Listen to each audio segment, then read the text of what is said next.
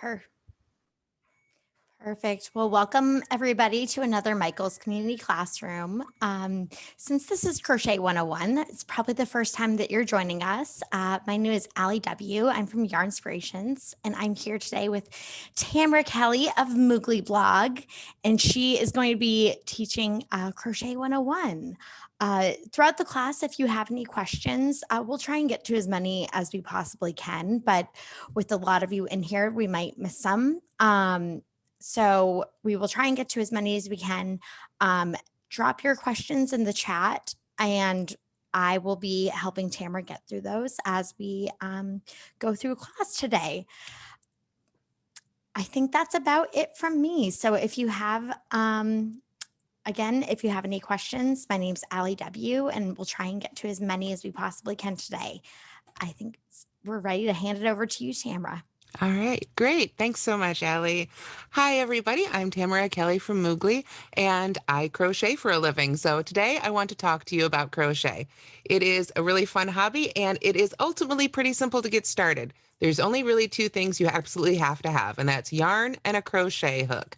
So I want to talk a little bit about yarn and crochet hooks and some of the other supplies that might be helpful when you're getting started crocheting. So I'm going to go ahead and pull in my overhand camera here and there we are, we're all switched over. So in addition to the yarn and the crochet hook, things that you'll need as you learn to crochet are a pair of scissors, so you can cut your yarn and start over. Eventually, you'll want to get a yarn needle or a tapestry needle. This is basically a lot like a sewing needle, but you can see it's a lot bigger, and it usually has a much more blunt end. And we use these to weave in our yarn ends at the beginning and end of our project so that those don't stick out, so that they become part of the fabric of our project. Something else that I find really helpful, whether you're experienced or just starting out, is something called stitch markers. And I have a couple of them here, and there's a few different styles, but this style happens to be my personal favorite.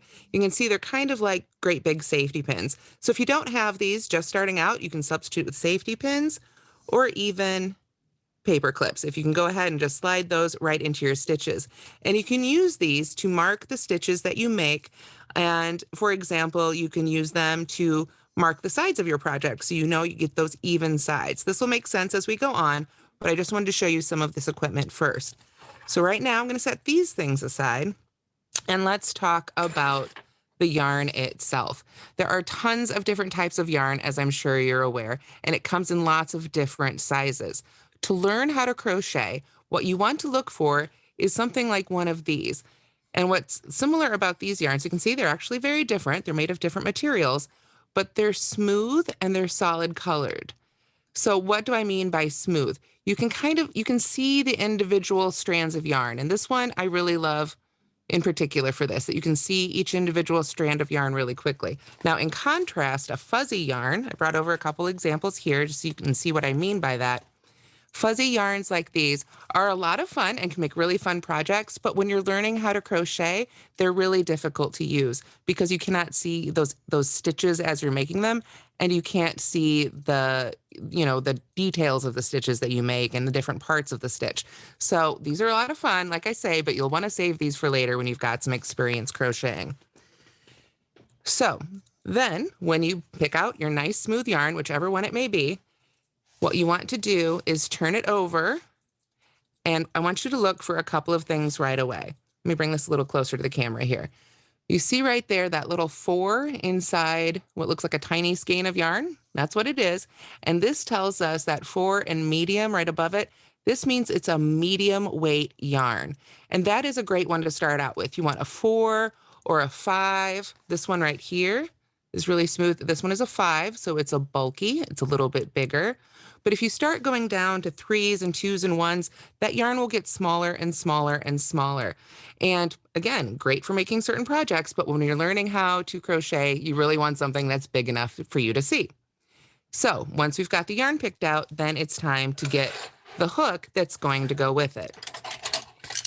So right here, I've got a few different styles of hooks, but you can see they are all about hand length, maybe a little bit longer. They all have a hook on the end. There's different types of handles, and you can absolutely, as you learn to crochet, try different ones and see what you like best. But the thing we really want to look for here on each individual hook is the size. And the size is usually presented in a few different ways. But the thing you really want to look for, the most important part, is the millimeters, because this is the thing that's going to be the same from manufacturer to manufacturer. And in a pattern, when you learn how to crochet and start reading crochet patterns, it'll usually call for a certain size of hook, and they should always include that millimeter measurement. So this one, for example, is 8 millimeters, and that refers to the size around this straight part of the hook right here called the shaft. So this one, we'll pull up this one here. This one is 3.75 millimeters. You can see it's a lot smaller there. This one is 6 millimeters, so somewhere in between those two. And then, of course, here, for example, is a great big one. This is a Q. This one does not happen to have the millimeters on it, but there's lots of charts online you can look up. So if you find a hook that only has the letter on it, this one I believe is, oh, actually it does have it right on the other side. I was thinking it was on there somewhere, but I forgot it was on their other side there, 16 millimeter. So that is a great big one. This sort of hook is one you're typically only going to use with much larger yarns that are really big and bulky like this, or even larger. So starting out, you're probably going to have something more in this range along with a yarn that's more in this range. So Allie, are there any questions I can answer here about the hooks and yarn before we get started with the stitches? Dawn just wants to double check if a 6 millimeter hook would be okay for this class. Well, it's going to depend on the yarn you picked. It sounds like a great one. I would say that's a great medium-sized hook. So right off the bat, I want to say yes. And then you want to look at, I forgot to mention this part, so I'm glad you asked this. The other thing you want to look for on the label is it's going to have a recommended hook size. So for this one, it's a 5 bulky. So this little square here, this is about knitting. That's what that little X, those are supposed to be knitting needles. That's a tiny little crochet hook inside that box. So this is where we look to see the hook size that is recommended for this yarn. Now that doesn't mean that's a hard and fast rule. It's not breaking the rules to use a different size hook. So if you've got one close, then you can use the closest one you've got, or whatever you happen to have available to you today. So right there on top, it says 8 millimeters, and underneath it has the USL/11. Again, unfortunately, different countries and different manufacturers came up with different systems to number them. So that's why I always like to say, always go to that millimeter. So right here, we've got this one. So we can take another look at that and just see how that looks. There's a 4. And so this one is asking for a 5 millimeter hook. But again, you just want to get as close as you can with what you have available, especially as you're starting out. So, again, depending on what size yarn you have, a 6 millimeter hook is probably going to work just fine. I'd say anything in that 4 or 5 range, a 6 millimeter will work really well with. Were there any other questions? I saw a couple pass by, but unfortunately they were a little too quick for me to read. Elise wants to know if there is a way to know which hook to use when you use the label for your yarn. That does happen for sure. I would say it's going to be a little bit of trial and error, but as long as you like the fabric you're getting, you're fine. You're absolutely fine. Like I say, this is kind of a jumping off point, a starting point. But as you crochet, a lot of times you'll find a pattern might call for a thick yarn with a smaller hook, and that's to create a stiffer fabric for a basket or a placemat, something you want to have a little sturdiness to it. And sometimes you'll find something that calls for a thinner yarn with a bigger hook, and that might be to create something really lacy or drapey. So it's whatever you're comfortable using. If you feel like you're getting good leverage with your stitches and you're comfortable putting those two together, then you're absolutely fine. And I do see something coming up. Somebody's asking what to do if you're left-handed. I do apologize. I've tried to crochet left-handed. Just doesn't work for me, unfortunately.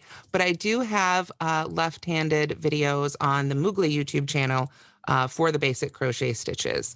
It definitely will get easier as you practice, for sure. So was there anything else I could answer before we get started with a slip knot? Let me just double check here. Okay. I'm going to go ahead and find the end of my yarn that I'll be using today.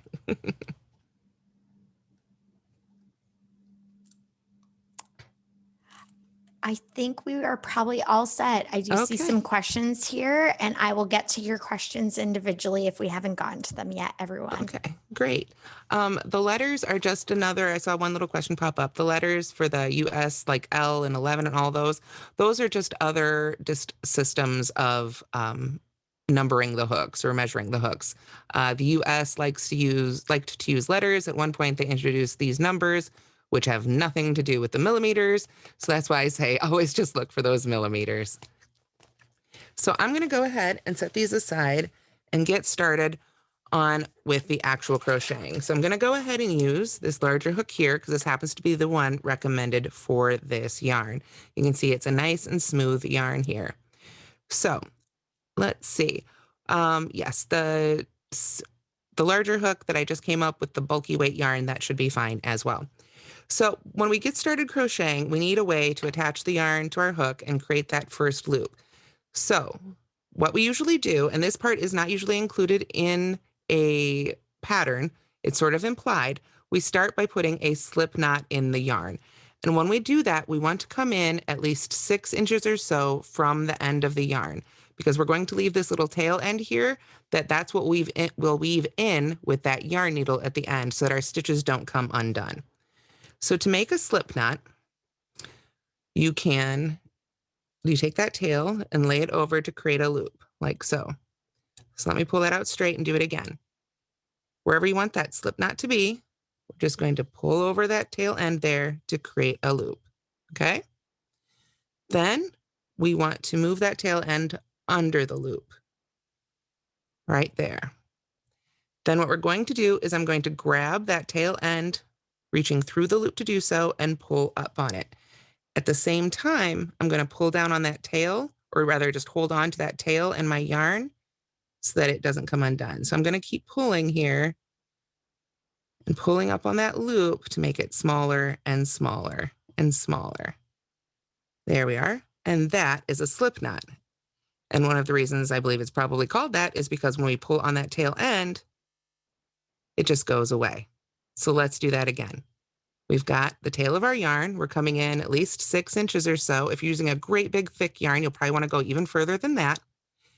Take our tail end of the yarn and just loop it right over, right there. Just to make kind of like one of those little awareness ribbons. Just create that loop. If you need a little bit more room, you can move it down, create a longer tail end to work with. Just have it overlapping. Then pull that tail end underneath that loop right there. So it's right there in the middle. And then we can use our fingers to grab that right there in our other hand to pull down. And we want to pull back on the working yarn there because there's plenty there. And that way we won't end up pulling our tail out until we get it about the size of our hook, a little bit bigger there. So when you've got that made, then we're going to put our hook in there. And then we're going to go ahead and pull on those ends again to make it so that it's just a little bit bigger than our hook. If I hold this up here so that the hook is pointing right at the camera, you can see it's tight, but it's not super tight. There's room to play in there. I'm going to need to be able to move my hook around inside that loop. So I want to leave a little bit of space right there. So let's do that one more time before we continue, because I know this part can be really tricky. And again, if it's a slip knot, we can just pull on that end and it pulls it right on out. So let me see if I can do that a little bit slower. We've got the tail end of our yarn. We want to come in about 6 inches or so. It doesn't have to be exact. That's just an eyeball, in a good amount. We're going to take the tail end of our yarn and just pull it over like that to create a loop. Okay. So this is the end of the yarn attached to my ball of yarn. This is attached to the yarn ball. And it comes up and we've gone over it with that tail end. Then we just pull that tail end so that it's now under that loop we made. Just whoops. There we are. Put it right under like that. And then just want to reach right into the center there to grab that bit of yarn and pull up. There we are. And then that is how you make a slip knot. So there will be a recording for this if you'd like to go back and watch it on YouTube. If you are really, really struggling and you want to get started and you cannot get this slip knot right now, what you can do instead is just do that loop right there, like we did at the beginning of the slip knot, and then put that straight onto your hook and hold it. You're going to have to hold on to those ends as you go, but it'll at least allow you to get started. A third alternative, because this does tend to happen, and I will tell you right now, I really struggled with the slip knot. When I first learned how to crochet, I didn't have someone how to teach me that part, so I ended up just doing this, and this is a good substitute if you get stuck. You can very gently just tie a regular knot. There we are, just a regular old knot like you're tying your shoes right around your hook, like that. It's not ideal.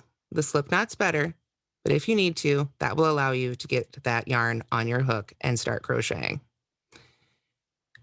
So I'm going to go ahead and make, now see, now that actually puts a knot in your yarn too. So I'm going to go ahead and cut that one out. There we are. And we'll do that slip knot together one more time. Got the end of my yarn. I come in about 6 inches. I create that loop, put that loop over that tail end or the tail end under the loop, however you want to think about it. I grab that bit of yarn from the middle and pull down or up, a little bit of both, until it's the right size. Then I'm going to just slip that right on my hook and give those ends a tug until it's loose enough to move around, but not with a great big gap. So you can see right there how that looks. With that done, we're now ready to begin chaining. So when you're holding your crochet hook, you've got a few different options. Everybody holds theirs a little bit differently, and it's fine to hold it however is comfortable for you. Some people like to use what's called the knife grip. They'll hold on to it like this and sort of move it around like this. Some people prefer to use what might be called a pencil grip, and they could hold on to it like this, or even a little bit differently like this. Some people use their wrist to turn their hook, and some people use their fingers to turn the hook. Again, however you want to do it is totally fine and up to you.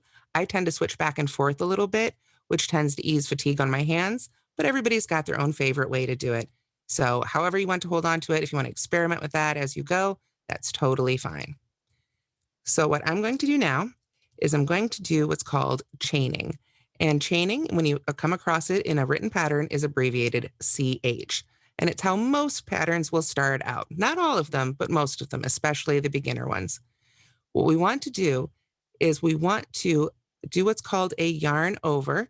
So we're taking the yarn that's attached to the ball of yarn here, and we're going to bring it up over the top of our crochet hook, and then pull that bit of yarn through the loop that was on our hook.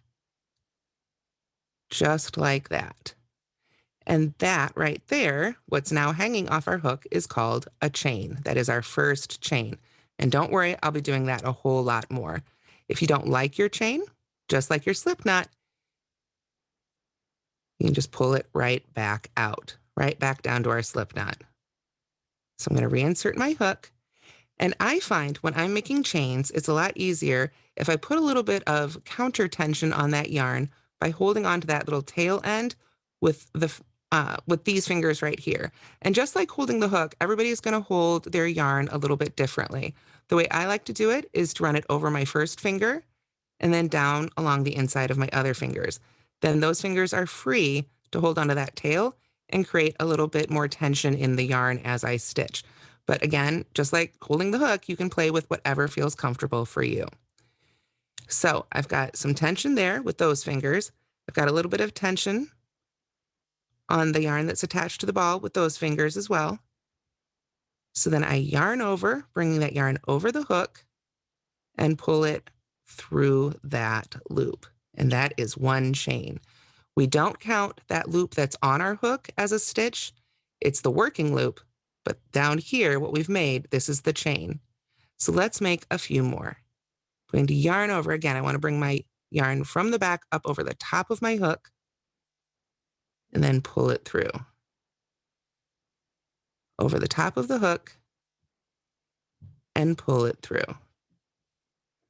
Over the top of the hook and pull it through. And this does take a lot of practice. This right here, though, is the basic skill of crocheting. So it is fine. And I think every crocheter, when they're first learning, makes miles and miles and miles of these chains. You just want to keep practicing these motions because the better you get to chaining, the better you'll be at the rest of the stitches. And when you're first starting out, they're not going to be, most likely, this even. Some are going to be bigger, some are going to be smaller, and that's totally normal. Normal, rather. It's a matter of practice. And again, if you don't like your chains or any other stitch you've made, you can just remove your hook, give the yarn a pull, and they all disappear. So let's do that again. I'm going to yarn over like so and pull that through. I saw a question pop up. Do you tighten it? We don't want to do that. You don't want to. Some people have a habit of pulling back down on this yarn, or up rather. You see that yarn finger there, making it really tight. We don't want to do that. We're going to be coming back and putting our hook back into these chains to make our first row of stitches. So we want to make sure that we make these chains just as loose as our slip knot. So you can see, let me bring this up a little bit closer even. You can see as I pull that through, I'm not putting any more tension on it. I'm just going to keep going to the next one. And I want to make sure that there's enough room there so that I can go back in with my hook later. So we yarn over and pull through. And so far I've been showing you where I've been using this hand to sort of pull that yarn over the hook. Some people find it more comfortable, and you may wish to try using your hook to actually grab that yarn. So if you watch closely, you'll see what I do here is I can actually use my hook to grab the yarn before I pull it through. That's sort of a combo of the two. So again, there's no right or wrong way as long as you're getting that yarn up over your hook and pulling it through the loop. Other than that, however you hold your hands is totally fine. And tonight, if this is the only skill you get, learning how to chain, you're going to be off to a great start. It genuinely is the basis for absolutely everything else. And I will show you other stitches, of course, but you really just want to take your time and practice your chaining, especially at the beginning. Now, what are you going to do with miles and miles and miles of chain, right? You can absolutely use these to make cute, funky little pieces of jewelry. People use them to make bracelets, tie a little button to one end for a closer. You can use them to wrap up Christmas gifts or as a garland string. So don't be afraid to just go ahead and make tons and tons and tons of chains. Now, I did see a question pop up. Is it easier for a beginner to use thicker yarn? I would say yes, but only up to a point. There are some yarns out there that are super crazy thick. So that's why I like to suggest starting with something that has a 4 or a 5 on it, ideally, in that little yarn symbol. That's going to be a really good weight to get you started. But if you have something else tonight, don't let that stop you. You should absolutely try it with what you have on hand, even if it's just a little bit of kitchen twine. There we are. So now I have this long row of chains. What do we do with those chains? We can work other stitches into them and start building our crochet fabric. So one thing that you'll see as soon as you've got those chains made is we're going to go back and crochet into these chains.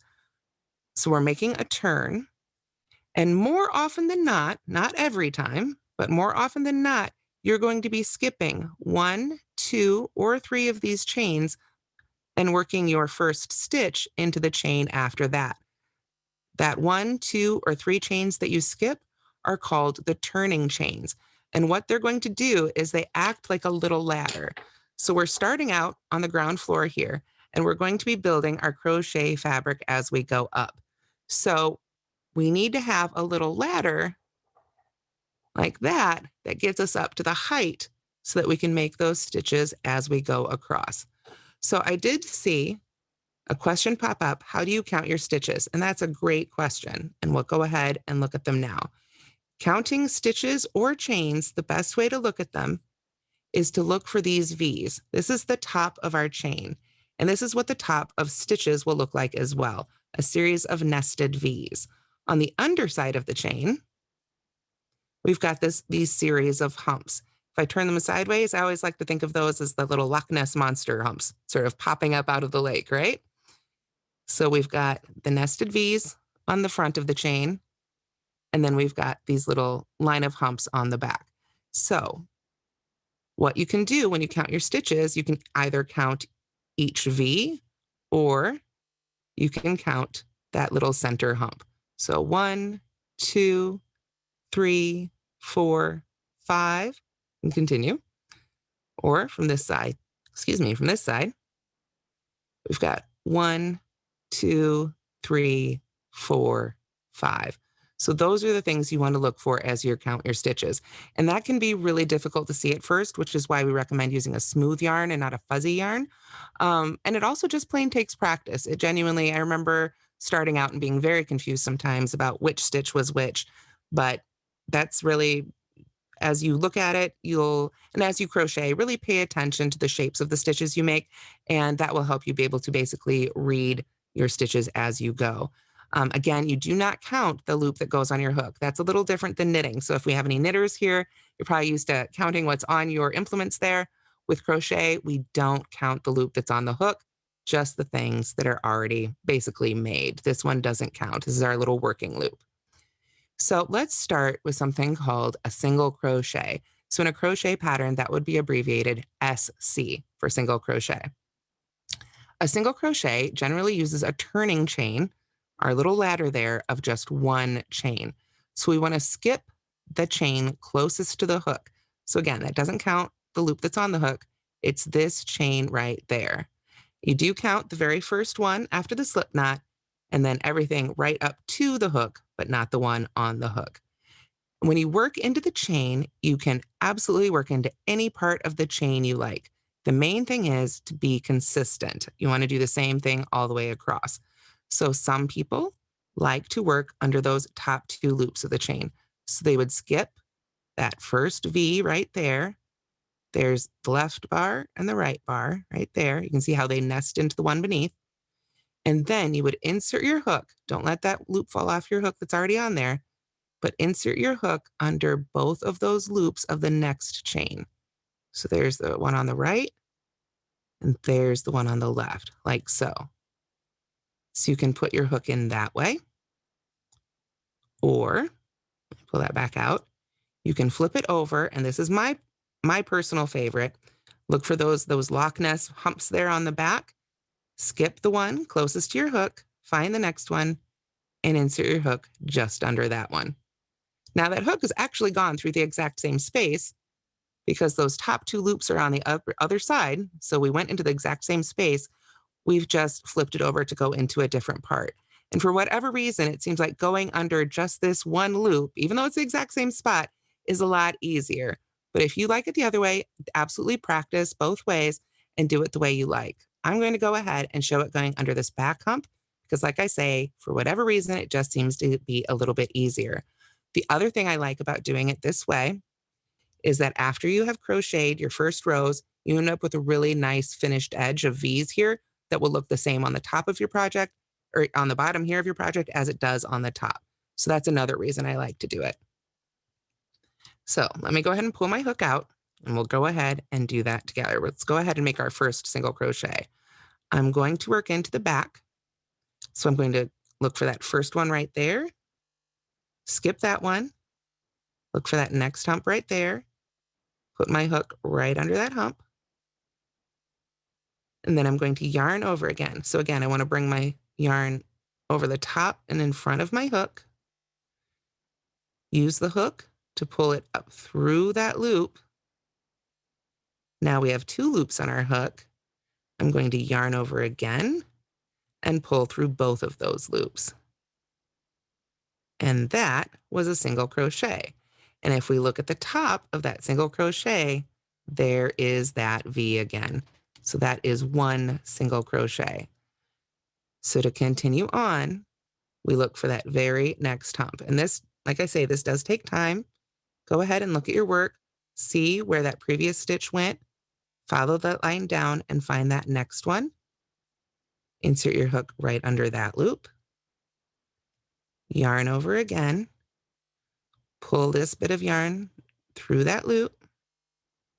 And I like to insert my hook. You can see here I sort of wiggle my hook back and forth once I have those two loops on there. That helps make these two loops the same size, which will make for more even stitching. So then I yarn over and pull through both of those loops to make another single crochet. So this is a single crochet, and you can see from the front of our work here, it's got, looks like two vertical bars here in each of those stitches. On the top of them, we've got those V's, just like we looked at with our chains. And then this is what they look like from the back.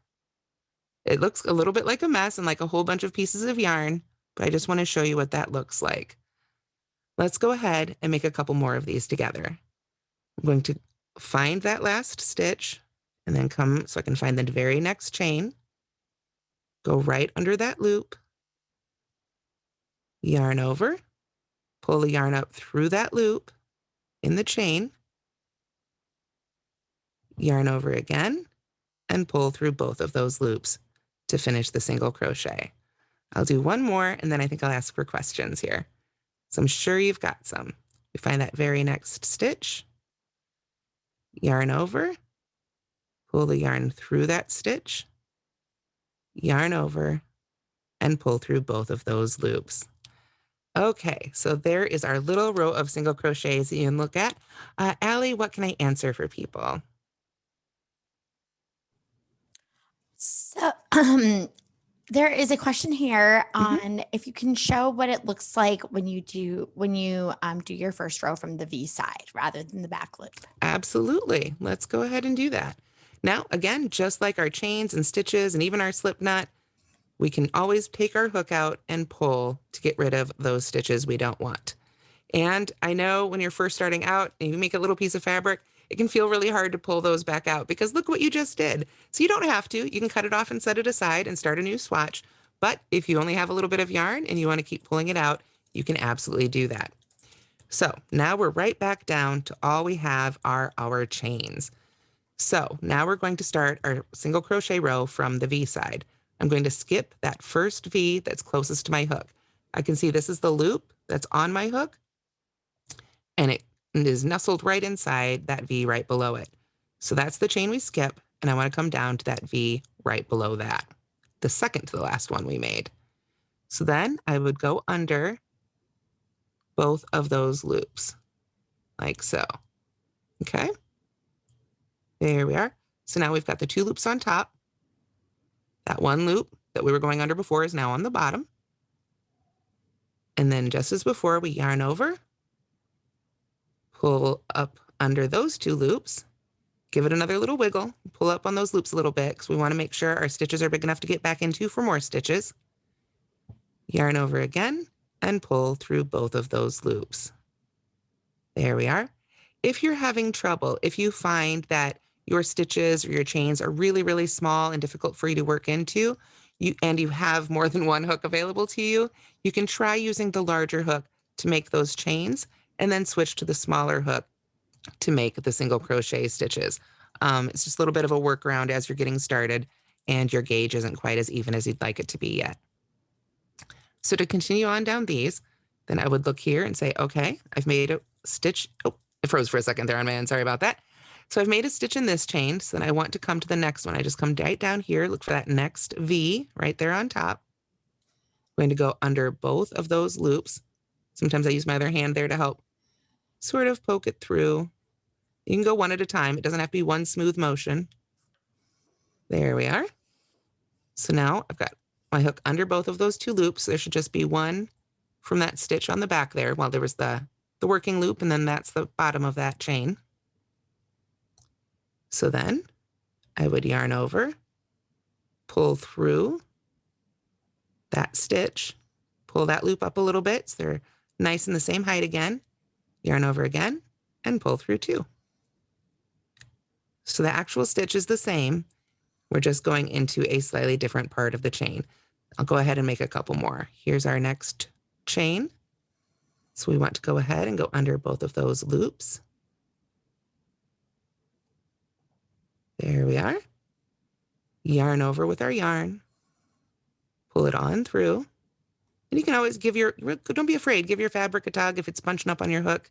Give it a wiggle, get yourself some room there. yarn over, and pull through 2. We'll do another one. Right there, we can see we worked into this chain. So this is our next chain. So I want to go under the top 2 loops of the V. There we are. And it helps sometimes too, if it's twisting around on your hook, use some other fingers. It's difficult. It's really difficult when you're getting started. Your hands aren't used to making these movements. But we want to yarn over and pull that loop through. And go ahead and use your other fingers to sort of help it out, pull it through, whatever you need to do. Yarn over again and pull through both of those loops.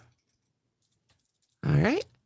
So this is what 4 single crochets worked into the top of that chain look like. And you can see now on the bottom of those, we have that little row of those little Loch Ness humps back there. And that's what's on the bottom instead of having the top V. So again, that part is totally up to you, however you prefer to make those. So let's go ahead and make a couple more. And while I do that, let's see, I will be showing the turning chain again here as we get to the end of our row. But Allie, were there any other questions that I could directly address? Or Yeah, Tracy has a question. They have a habit of making tighter stitches. How can they start to slack off? They have trouble being able to even see where be able to count their stitches and are having trouble adding on rows because their work is so tight. Okay, so that is, there's a couple different ways that you can help with that.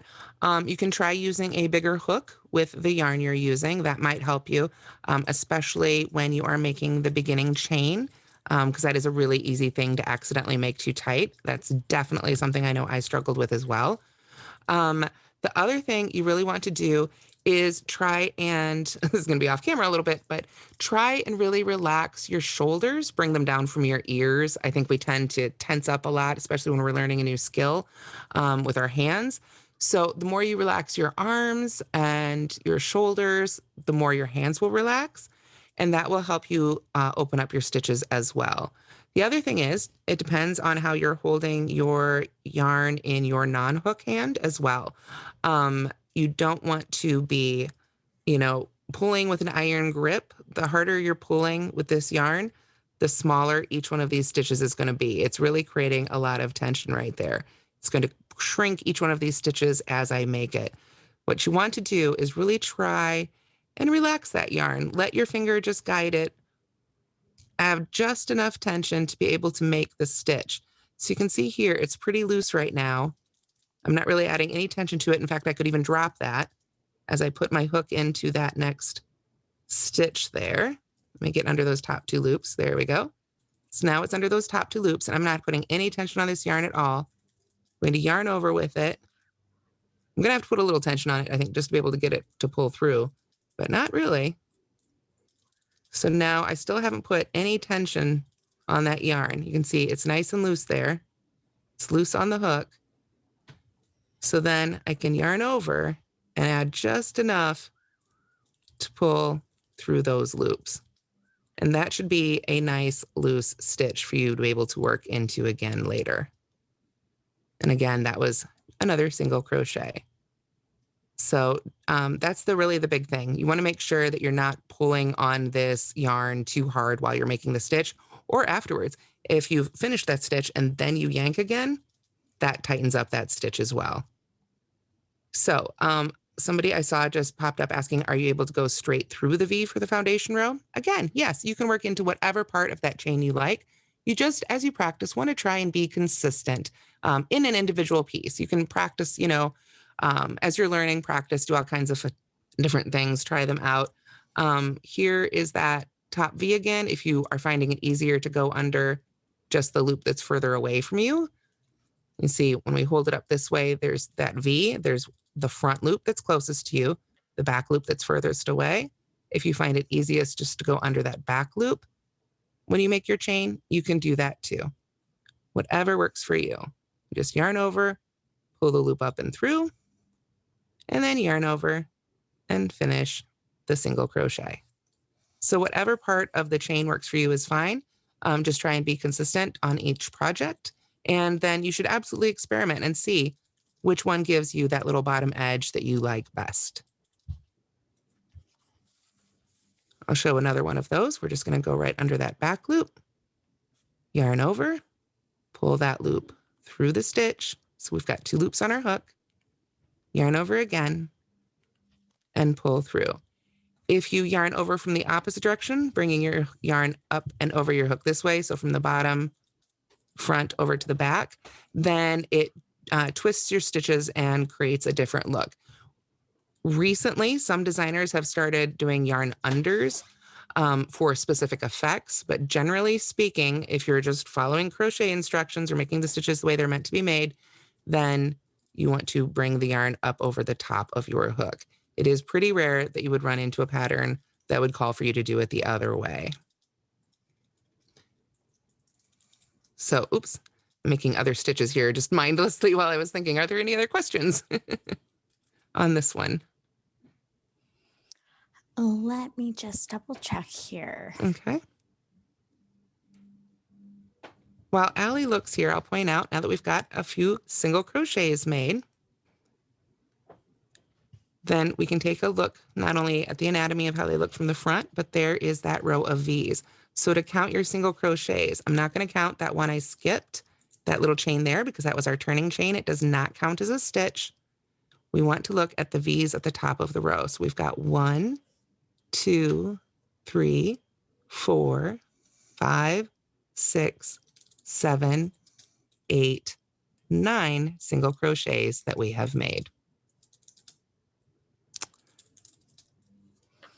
There is another question here on will it change the look of the pattern based on where you do your first row? Well, generally speaking, you're going to be working back into the chain. I'm guessing you mean where in the chain to work that first row. And yes, it will. It will change how it looks there at the bottom of that first row. You can see there we did those few stitches in that back loop, and it has a different finished edge than when we were going under the top V. And then when we crocheted into that back loop, we had a bottom edge that looked more like our top edge.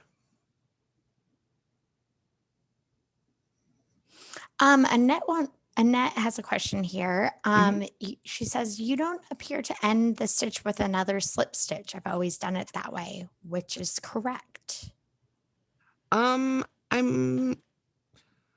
not sure why you would end the stitch with a slip stitch. There might be a pattern that calls for you to do that, but generally you don't slip stitch unless the pattern says specifically to slip stitch, or it might say join if you're working in the round. That's where usually slip stitches are used. I'm not entirely sure. I'm sorry if I'm answering that question because I'm not entirely sure what you mean. I'm so sorry. Maybe you can give us a little bit more in. Where I've definitely got some more chains to work into here, but you generally you only unless you're increasing, you would only work each stitch, one stitch into each chain. You wouldn't slip stitch into anything as you're making a single crochet. So let's go ahead and make a couple more single crochets unless there was another question. I think that's it right now. Okay. There are a couple of questions on if you can show the single crochet again slowly. Sure, absolutely. And I saw to do them into the Loch Ness bumps. Now, again, like I said, on any real project, you'd want to be consistent, but this is just our little practice swatch. So I'm going to go ahead and just turn it over here and find those little back bumps of our chains. This is a little twisted because I was working into a different part before, but there is that back bump. We're going to insert our hook right under there. Okay. Then we yarn over, use the hook to pull that bit of yarn through the chain and pull it up a little bit there. So you've got 2 loops on your hook now. Then we yarn over again and use our hook to pull that bit of yarn through both of those loops to make a single crochet. So let's do another one. There's that next chain. We put our hook right underneath that bump, yarn over, pull that bit of yarn right up through that chain, Give those 2 loops a little wiggle, yarn over again, and pull through those 2. Now, generally speaking, if you're making a pattern, you'll chain however many you need. This is just a practice swatch, so I'm going to pretend we've gotten to the ends of our chains of our little project, and we want to get ready to make round 2. So row 2, I should say. Row 2 is going to be a single crochet again, and it's going to be just like the single crochets that we were making before, but it's a little different because now we're going to be working into stitches rather than into the chain. And now we need to add our turning chain. Before we could just skip one and make that our little ladder turning chain. Now we need to add one so we can get up for our next row. So what we're going to do is it's just like the chains we did before, where we yarn over and pull through the loop that was on the hook. And there's a chain. So let's go ahead and do that again. I've got my last single crochet made. Now I need a ladder up for my row 2. So I'm going to yarn over and pull through, and that is a chain 1. Then I can turn. So what that literally means is I'm going to flip this over as if it was a page. I'm right-handed, so I go like this, like I'm reading a book. If you were left-handed, it'd be going backwards in your book. You'd want to go ahead and flip it over this way. So let's do that again. I've gotten to the end of my row.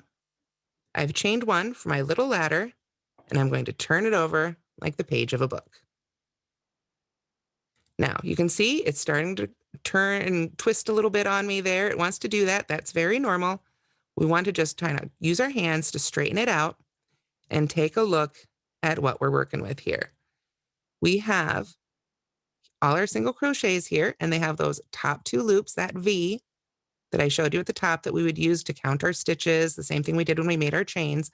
And now we want to insert our hook under both of those loops.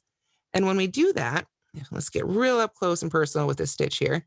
You can see that little hole right there. See those? There's the top 2 loops on top of the stitch. And right underneath there, there's that little hole. And that's where we're going with our hook, is right in that little hole. So I'm going to insert my hook right in that little hole right there. And that sends it right under those top 2 loops, right at the top of the single crochet there. Then, just as before, we yarn over, use our hook to pull that bit of yarn under those top 2 loops, pull them up nice and high again. That keeps our stitches from getting too tight. Yarn over again and pull through the 2 loops, just like the single crochets we were making before. And now we've started our second row. So we've got that little turning chain that we made right there, and then we start crocheting right in the top of that first stitch there. So then we can look at our work and find the next one. We can see there's that top V right there. And there's that little gap. You can see the daylight shining right through there. You can insert your hook right in there, yarn over, pull that loop up through the stitch, give it a wiggle, yarn over, and pull through 2. So the single crochets are exactly the same, but now we're working back into a previous row.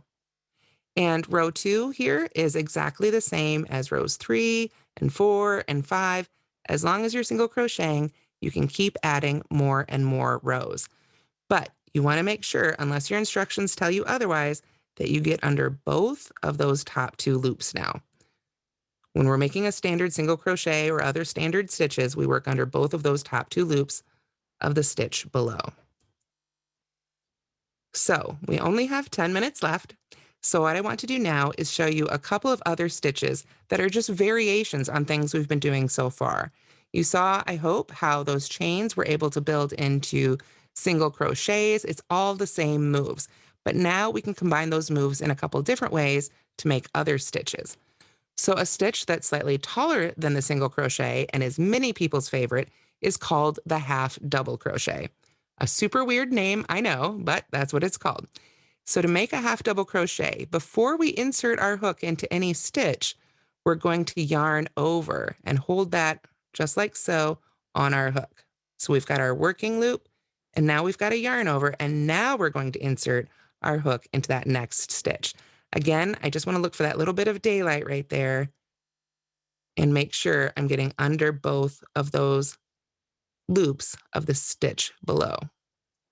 Then, just as before, I'm going to yarn over and use the hook to pull that bit of yarn up through the stitch, give it my little wiggle, and now I've got 3 loops on the hook. Our working loop that we started with, the yarn over, and the loop that I just pulled through. What we do now is yarn over again. See, all the same moves, and now we're going to pull through all 3 of these loops. There we go. Now that is called a half double crochet. You can see it's taller than the single crochets. It's got an extra horizontal, sort of diagonal loop right there going across it that this one doesn't have. That was created when we did that yarn over, and that's what helped make this stitch taller. So I'm going to go ahead and do another one of those. We yarn over, insert our hook right into that next stitch, yarn over again, pull that loop up through the stitch, and yarn over and pull through all 3 loops. A half double crochet is abbreviated HDC in a pattern. So let's do one more of those. Yarn over, insert the hook into the next stitch, yarn over again, pull that loop up and through. We have 3 loops on the hook, yarn over, and pull through all 3. So there are 3 little half double crochets. You can see there 1, 2, 3, and they all have that extra horizontal bar going across them. And then the other final most common stitch is the double crochet. And a double crochet is just building off the half double crochet. We yarn over, just as before, insert that hook right into the next stitch, yarn over again, and pull that bit of yarn through. Again, so far exactly like the half double crochet, but now we're going to yarn over and pull through just those first 2 loops so that there's 2 loops left on the hook, yarn over again, and pull through just those last 2 loops there. And that is a double crochet, abbreviated DC. So we have SC for single crochet, HDC for half double crochet, and DC for double crochet. Let's make another one of those. I'll yarn over, find that next stitch, insert my hook, yarn over, and pull that loop through. Go ahead, give them a little wiggle there. Yarn over again and pull through just the first 2. And then yarn over again and pull through the last 2. And you can see how those stitches get taller and taller and taller. And there's also more room in between them. So you can achieve different looks and different types of stitches. All these are the exact same moves. You've seen it's mostly yarning over, inserting the hook, and pulling the yarn through. That's how every one of these stitches is made. So, Allie, with these last few minutes, what questions do you think I can answer here? Let me see. Okay. One stitch I did want to mention that we didn't get to, it's useful, as I mentioned earlier, when you're working in the round, which would mean when you are creating things where the ends of your rounds are connected. It's a little bit more advanced, but the stitch itself is quite simple. So if you see a slip stitch and you haven't encountered that before, we don't yarn over first. We just go into the stitch or wherever that slip stitch is supposed to be, yarn over, pull that loop through, and then go ahead and pull that same loop right up through the loop that was on your hook. And that is a slip stitch. You can see we're not really adding much height at all. It's very close to your work. And it is occasionally also a useful stitch. So I just wanted to squeeze that in there.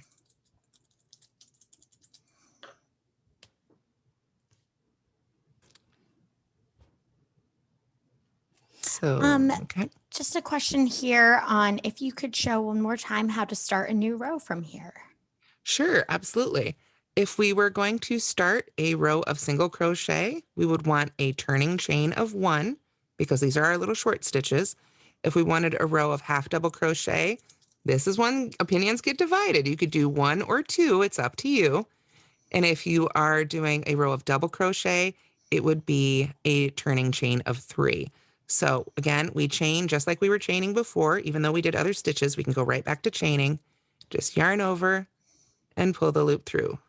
So there would be 1, 2, and 3. And 3 is the typical ladder height for double crochet. Now, that said, a lot of times when people do this chain 3 for double crochet, unlike the chain 1 or chain 2 that you wouldn't count as a stitch, that chain 3 might be counting as your first double crochet for the pattern. But this is something, again, where designers like to do it different ways, so you just have to read those individual instructions. You can see how tall this ladder has gotten us, nice and high. So now if I wanted to double crochet, I could yarn over and, depending on the instructions, either go into the first stitch there or skip it and go into the next one. And again, we just go right under those top 2 loops, right into that space, yarn over and pull up our loop, and then yarn over and pull through 2, and yarn over and pull through 2. Okay, and I'll show how to tie off here in a second, but I just want to make sure I don't need to make one more stitch first. Ellie, was there anything else? I think we're all set. Okay, so when you are done, I don't know what I've made, but let's say I've made it. I'm all done with this project. It is time to finish off. So we want to get out our scissors, and just like at the beginning where we had a good 6 inches or so, we want to make sure to leave a nice tail end at the end as well. And then you can cut your yarn, and then get your yarn needle ready here. I'll have that ready. And then different people like to do this one different ways. As you're getting started, to make sure that it's extra secure, what I recommend is, even though I've cut my yarn, I'm going to go ahead and do one last yarn over and just pull that end right through that working loop. Pull it right on up and give it a tug. And it basically creates its own little knot right there. And now it is nice and secure. So now let me put that down somewhere where it's not going to roll away. What we do is we take our yarn needle and we thread, and we would do it with both of those ends. Get that right there on your yarn needle, and you're going to carefully weave this yarn end in. So what does that mean? That means you're going to take your yarn needle and just sort of go in between different stitches in different directions. And you want to just take your time and really try and hide that end inside those stitches as much as possible. And I always like to make sure to go a couple different directions just to make sure my stitches aren't going to come out on me.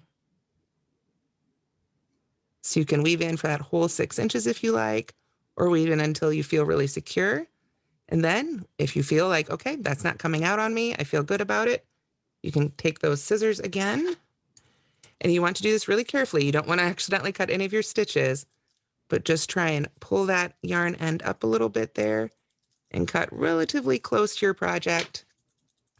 And then we give it a little wiggle and that yarn end disappears inside. So then of course you would turn around and do that with your other end as well. So I think that is about our time. So we'll go ahead and move back to the other camera.